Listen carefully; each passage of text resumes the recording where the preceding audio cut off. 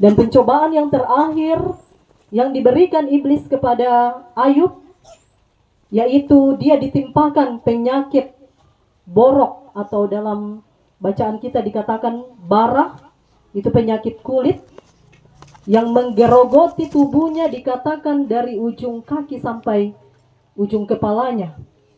Nah, sehingga karena begitu beratnya penyakit ini dan Ayub begitu menderita, dikatakan dia duduk di atas abu.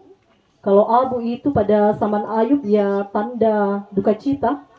Dia duduk di atas abu sambil mengambil beling. Itu beling adalah pecahan kaca, dan menggaruk-garuk badannya. Jadi sudah tidak mampan kalau tangan yang dipakai menggaruk jari, tapi dia memakai beling atau pecahan kaca. Jadi bisa dibayangkan betapa menderitanya Ayub dan istrinya dalam pergumulan itu. Nah, dari penderitaan itu timbullah respon dari istri Ayub dan Ayub. Jadi ini yang menarik kita perhatikan di ayat 9. Istri Ayub karena memang begitu juga merasa tertekan, dia merespon dengan sangat tegas dan keras. Dikatakan, atau ia katakan, masih bertekunkah engkau dalam kesalehanmu? Kutukilah Allahmu dan matilah. Sungguh ini adalah pernyataan keras dari istri Ayub, karena tentu dia sudah tidak tahan lagi dengan pergumulan yang melanda kehidupan mereka. Ya, coba-coba kita juga posisikan diri kita di istrinya ini Ayub. Ya, mungkin juga respon kita akan seperti itu, bahkan mungkin lebih keras lagi. Nah, tetapi kita perhatikan apa yang Ayub katakan. Dalam merespon pergumulannya, Ayub mengatakan di ayat 10, engkau berbicara seperti perempuan gila. Apakah kita mau menerima yang baik dari Allah, tapi tidak mau menerima yang buruk? Atau bisa disalin dalam bahasa kita, kamu ini bicara apa? Masa kita hanya mau menerima yang baik dari Allah, sedangkan menolak yang tidak baik? Jadi ini respon Ayub. Tentu kita sepakat bahwa ini respon iman yang sangat luar biasa. Setelah didera berbagai pergumulan hebat, duka cita, kebangkrutan, bahkan penyakit yang secara manusia tak tersembuhkan, tapi Ayub masih bisa setia, sama sekalipun tidak mempersalahkan Tuhan. Dan dengan imannya, dia tetap bertahan kepada Tuhan. Dan apa yang terjadi kalau kita ikuti cerita Ayub, karena imannya kepada Tuhan, maka di akhir dari kisah kehidupan Ayub, ia kembali mendapat pemulihan. Apa yang hilang daripadanya itu dikembalikan. Nah, sidang perkabungan yang kekasih di dalam Tuhan, kisah Ayub ini tentu hadir menjadi penghiburan bagi kita sekalian. Secara khusus sikap iman yang dinyatakan oleh Ayub dalam merespon pergumulan berat yang ia hadapi. Kematian adalah pergumulan yang paling menyakitkan dalam kehidupan manusia. Mengapa menyakitkan? Karena kita harus terpisah dari orang yang kita kasihi dan mengasihi kita, seperti yang dialami oleh keluarga di tempat ini. Namun sebagai orang percaya, dalam duka cita ini kita harus meyakini bahwa apa yang terjadi ini, itu terjadi atas izin atau kehendak dari Tuhan. Sehingga tentu juga kita perlu meresponnya dengan iman. Ya, sedikit saya bercerita. Saya, atau tentu kita bersyukur karena respon keluarga hamba Tuhan di tempat ini, Papa Wilda dan Mama Wilda, juga anak-anak kekasihnya, terhadap kehendak Tuhan ini menurut saya luar biasa.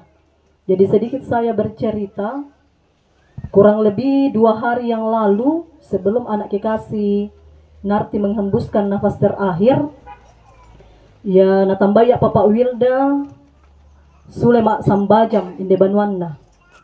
Jadi salah satu isi doa mereka pada waktu itu, ya nawa Papa Wilda Pandita Pak Sambajangan kan nih, karena saya dan Mama Wilda, juga Wilda dan Lian, meminta kekuatan dari Tuhan, karena dari lubuk hati kami yang terdalam, kami sudah ikhlas dan rela untuk apapun yang Tuhan akan nyatakan bagi kehidupan anak kekasih kami. Ya, Dempi sangaka-ngaka isi hati keluarga dalam doa tersebut, tapi menurut saya ini yang menarik. Nah, Bapak Ibu, mungkin bagi kita isi doa atau isi hati keluarga Bapak Wilda ini sederhana, atau mungkin tidak ada yang terlalu istimewa, abana tiada dua susi. Tapi ketika saya mensejajarkannya dengan firman Tuhan ini, khususnya terkait dengan pernyataan iman Ayub dalam merespon pergumulan kehidupan mereka, saya rasa tidak berlebihan kalau saya mengatakan bahwa isi hati keluarga hamba Tuhan di tempat ini adalah juga pernyataan iman yang luar biasa kepada Tuhan. Jadi kita yang sudah punya anak, tidak mudah untuk rela melepaskan anak kita, bagaimanapun atau apapun alasannya. Tapi luar biasa pernyataan iman yang kuat dari keluarga ini, dan tentu itu terjadi karena keluarga terus berserah kepada Tuhan. Kita yakini ini adalah pernyataan iman yang mau mengatakan bahwa keluarga betul-betul meyakini bahwa tidak ada yang berhak atau berdaulat mengatur kehidupan manusia selain Tuhan. Sehingga dalam pergumulan berat yang betul-betul sangat berat, keluarga hamba Tuhan ini datang menyerahkan semuanya kepada Tuhan, dan sederhananya dia mengatakan bahwa sudah rela melepas kepergian anak kekasih ini kalau memang itu yang dikehendaki oleh Tuhan. Sehingga menurut saya ini respon yang luar biasa, pernyataan iman yang luar biasa, dan kiranya itulah yang akan membuat Papa Wilda, Mama Wilda, Wilda dan Lian, bahkan semua keluarga menjadi kuat dalam menghadapi beban duka yang saat ini menimpa. Ingat, kematian adalah proses yang Tuhan izinkan terjadi dalam kehidupan manusia, itu dalam rangka mempersiapkan kita untuk menerima kehidupan kekal yang Ia sediakan.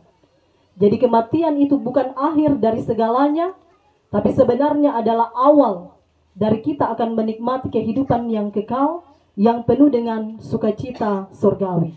Dan itu keyakinan kita.